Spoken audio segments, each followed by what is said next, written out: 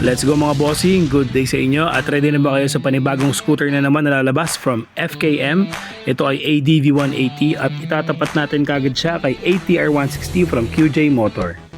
Itong January nga lang 2024 lumabas ang ATR 160 Adventure Scooter from QJ Motor Bristol Group at nasubukan ko na ito.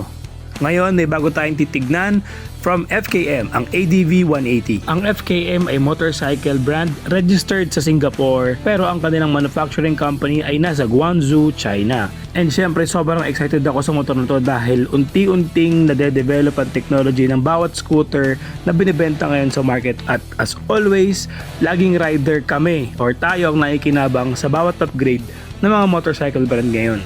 Tulad na lamang nitong FKM ADV 180 na bagong-bago fresh pa sa market and of course dual ABS channel with traction control and at the same time lock and loaded din ito ng dual suspension with sub-tank. Idagdag mo ang dual disc brake at 7-inch TFT panel display. Kung papansin niyo ito yung pangatlong model ng scooter na naglabas din ng rim set sa adventure category. So again, CST tires ang gamit dito, dual sport touring ang gulong na to, so pwede sa off-road or any kind of road condition. Naka-ABS channel na to and napaka-slick ng telescopic suspension na meron to. Ito rin ang kauna-unahang adventure scooter na may camera sa harap and 10 liters na po ang fuel capacity na itong scooter na to. Yes, 10 liters po. At pinakamalupit, meron tong phone mirroring capabilities. So pwede mo i-connect yung cellphone mo dito sa scooter na to sa TFT display niya. Ulitin ko po, 10 liters gas capacity and then TFT display, pwede ka mag phone mirroring and very good kasi may camera na po ito harap. Dagdag mo pa dito yung built-in top box bracket nito, yun ang pinaka bonus dito. So hindi ka nabibili, box na lang ang bibilin mo, good to go ka na. And this scooter nga pala is 180cc single overhead cam 4 valves. Yes, tama po yun. 4 valves po siya, 180cc. Very slick ang upuan at malaki po ang compartment. Yes, very spacious kasya ang full face na helmet. Feeling ko kasi napakalaki niyan. Sobrang dami mo nang pwedeng mailagay dyan sa ganyang kalaking compartment. And at the same time, malaking tulong talaga yung top box bracket kasama na sa package tulad nito. Yan. So medyo similar talaga to sa ADX ng Bristol na may kasama na ding top box bracket sa unit kapag binili mo siya. No need for upgrade, kasama na talaga siya dyan. And of course, keyless entry din po ito. Same din po sa mga bagong scooter na lumalabas na ngayon. Yes, meron tong lock and unlock sa kanyang remote key. Yan, again, meron tong declared na 39 to 42 kilometers per liter, 10 liters ang gas capacity, may USB charging port for cellphone. Ito pa malupit, adjustable ang brake lever with handbrake, passing light, napakalaki ng TFT display, 7-inch, na capability niya is phone mirroring. Hindi ko lang sure kung may built-in GPS to tulad ng ATR 160. When it comes to specs, sobrang daming bago dito compare sa ATR 160 and sa ADX na medyo similar dito sa model na to. Meron na siyang camera, front 180cc displacement for valves and at the same time yung free top box bracket nito na kapag binili mo ay yun na yung kasama. Pero pagdating sa haba, lapad at taas, mas lamang si ATR 160 dito sa ADV 180 ng FKM. And again, wala rin itong hybrid power assist. Plus, yung front suspension nito is still telescopic pa din compared to ATR 160 na naka-inverted front suspension na. Pagdating naman sa gulong, FKM ADV 180 have 110/80/14 sa harap and then 130/70/13 sa likod. Both tubeless at naka-rim. Ngayon sa ilaw, ito pinakamalupit. Parehas to ng ATR 160, naka-projector headlamp na rin ito with daytime running light at integrated signal light. Yes, with front camera and napakalupit mga boss. So syempre ang price nito is medyo mataas compare sa ATR 160 dahil ang SRP nito is 168,000. Ngayon tignan naman natin si ATR 160 from QJ Motor. Ito naman po si ATR 160 from QJ Motor.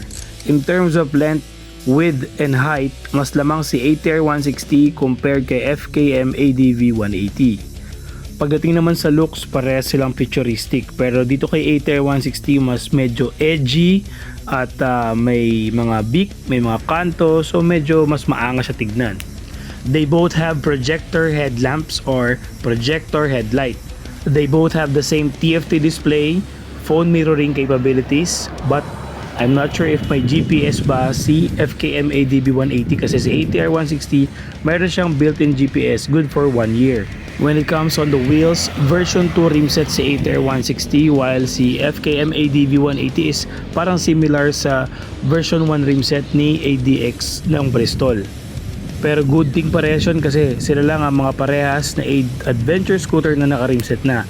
And tubeless tires pa with dual sport CST tires, kaya props kay FKM ADV 180 and ATR 160. Dito naman tinalo ni FKM ADV 180 si ATR 160 pagdating sa front camera dahil may kasama ng front camera si FKM ADV 180. Compare kay ATR 160, wala siyang kasamang camera pero may abang sa kanyang front and rear side. And for TFT display, standard size lang po sa ATR 160 compared to FKM ADV 180 na medyo malaki, which is 7 inches TFT display.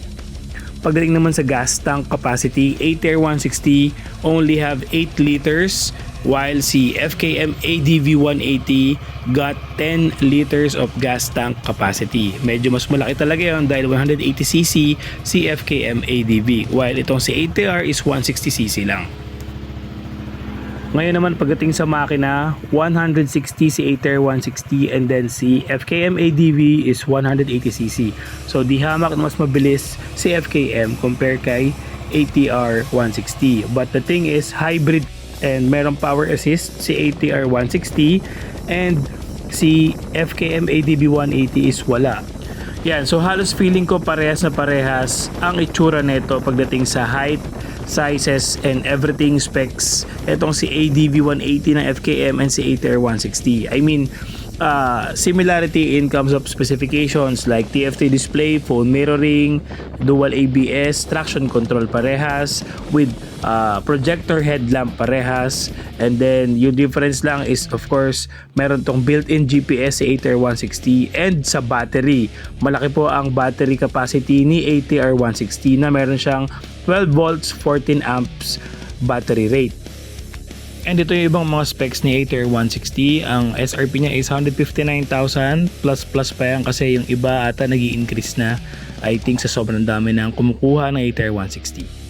Again, this vlog is a friendly comparison between two brands. No hate, just pure specs and analysis kung anong mas magandang bilhin nowadays dahil sobrang ganda na ng mga lumalabas na modelo ng mga scooter ngayon. Imagine niyo, meron ng phone mirroring capabilities, may mga dual channel ABS na, 10 liters capacity, then naka version 2 rim set na lahat.